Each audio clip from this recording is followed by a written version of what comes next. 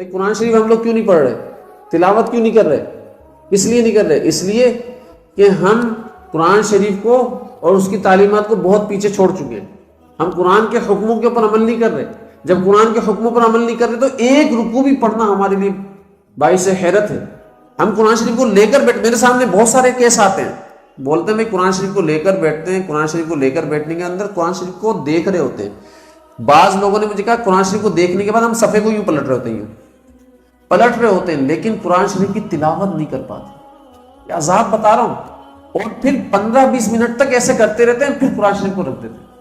کبھی اس صفحہ کو دیکھا, کبھی اس صفحے کو دیکھا, کبھی اس صفحے کو دیکھا, اس صفحے کو دیکھنے کے بعد کل پڑھیں گے یار, کل سے شروع کرتے یار انشاءاللہ تعالی, اور یہ رکھا قرآن شریف کی تلاوت نہیں ہو رہی. حالانکہ آپ کو معلوم ہے کہ بھائی جو بندہ اللہ کے راستے میں نکل کر قرآن شریف کی آیتیں پڑھتا ہے, اللہ تعالیٰ اس کو نبیوں کے ساتھ, صدیقین کے ساتھ, شہداء کے ساتھ, صالحین کے ساتھ لکھ